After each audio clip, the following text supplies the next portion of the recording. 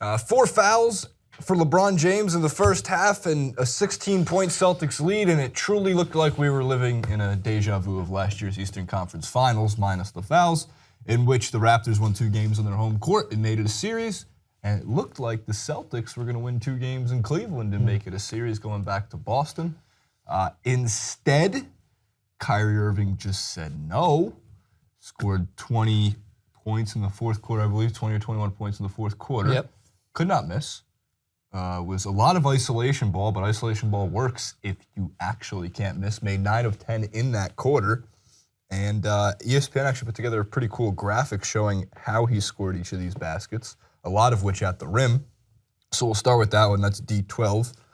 Not the band, but Kyrie Buckets. Purple Hills. Purple, great song. So he's showing exactly what he was doing. In the third quarter, he was just attacking. He attacked Marcus Smart and took him to the rim. He attacked Avery Bradley and took him to the rim. He attacked Jay Crowder and took him to the rim. He attacked Rozier.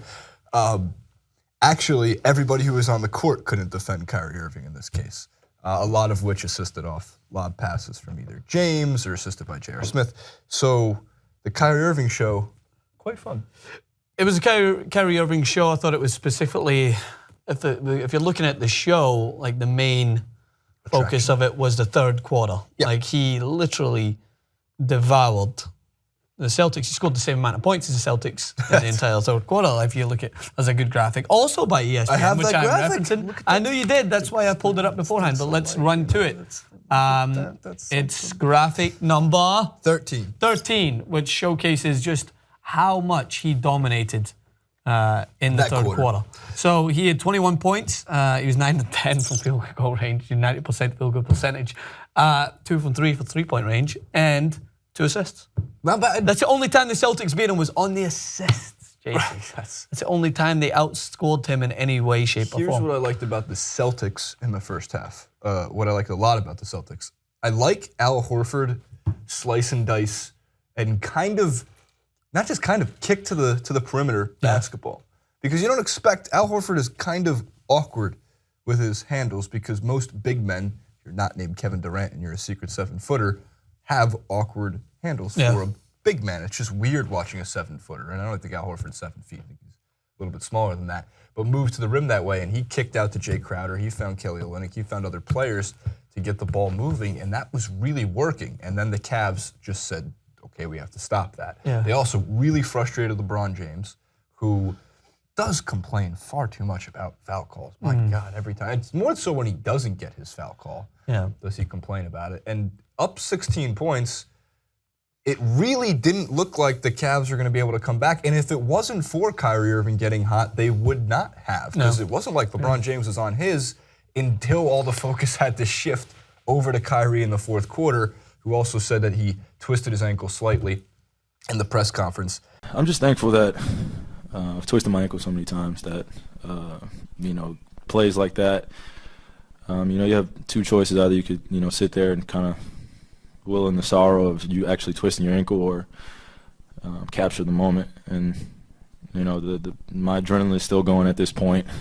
So I'm pretty sure when I get home, my body will probably hate me, but it's the magnitude of the moment and what's at stake. And I wasn't coming out for any margin. I wasn't coming out. I knew how much we needed this game and how much my teammates needed me, and the importance of me leading these guys as well as Bron. It was a tale of 2 halves for LeBron James. In the second half, I think he capitalized and took a lot of motivation from the fact that Kyrie got hot and he ended up with 34 points. Like, it doesn't look like it's a bad day. Kyrie ended up with 42. No, LeBron James, LeBron 34. Like, Jesus, 34, 5, and 6. Yeah, so that's considered a somewhat decent day, if not a bad day for LeBron James. But he took influence from the fact that Kyrie Irving was just destroying people. I think Jay Crowder, someone is still looking for him.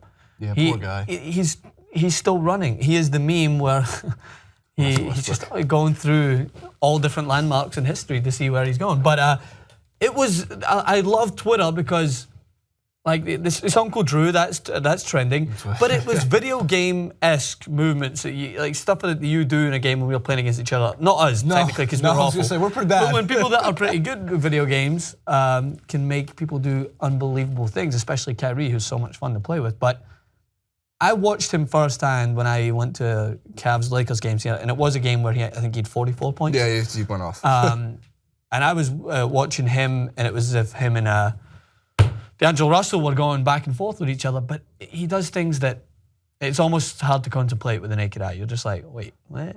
I don't understand this. I don't understand this. He's very shifty, and he's phenomenal at doing so. And it's amazing that you sometimes forget that he is an elite point guard because of all the point guards that you're in the midst of pack. And it's only going to be a couple of years before I think he takes that #1 slot. I'm not far off with that one. Definitely in the scoring department. Yeah. In terms of how he can score in how many different ways, it's always seemed to me that he's like, if you really just kind of shrunk Kobe down a little bit and gave him a little bit better handles. Now, don't get me wrong, Kobe is one of the greatest scorers, if not the greatest scorer of all time, depending on who you ask, or at least in the top 3. With Kyrie also has the LeBron effect, which has to always be noted. It's not his fault he plays with LeBron James. It's a good thing that he plays with LeBron James. But having said that, LeBron elevates everybody's game. Yeah. He's always been able to do that. So playing it, I think if not to discredit Kyrie at all as one of my favorite players in the league, I think if you put any good scoring point guard next to LeBron, it would just make them even better. And here's the thing. Kyrie hit, what was it? People on Twitter have been saying since Game 7 of the NBA Finals last year. I don't think there's a more clutch shooter than Kyrie Irving. I don't think there's actually anybody in the league you'd rather have take the last shot than Kyrie Irving. Because, I mean, how many times did he do it this season alone? He did it against the Warriors again on Christmas Day. Mm-hmm. He just knocked down every possible shot he needed to in the third quarter to pull them to a 3-1 lead. And even if they were to lose the game, I don't think the Cavs lose the series. It's just that mentality. It's that reminder that Kyrie Irving's not going to do this every single night. Mm-hmm. But he's in store for one of them.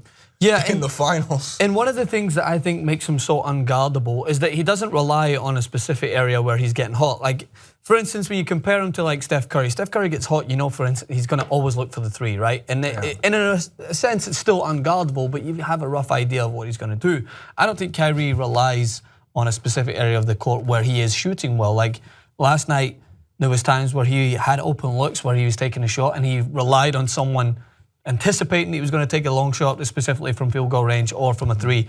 But then he would drive to the hoop, and he's impossible to stop when he does that because it's just that he's almost a step ahead, and he's relying on the idea that people are now scared, and they're trying to do what they possibly can to stop him from getting a shot.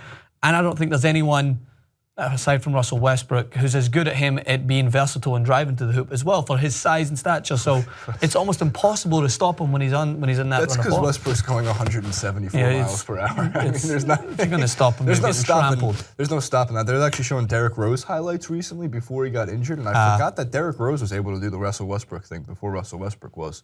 But then the injuries ravaged the career. Blah blah blah. Then he went to the next. Not to tangent too much. Draymond Green, the best rim protector in the NBA playoffs thus far. He's holding players to 42.5% shooting at the rim, which is like 30% less than most good rim attackers are able to do.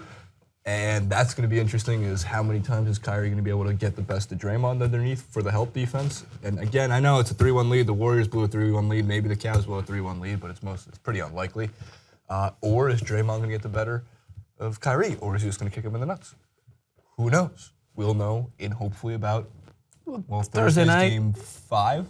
So Game 1 of the NBA Finals would be ABC's delight of Sunday, I'm sure. Sunday games. Excited. Can't wait. Comment below, like, favorite, subscribe.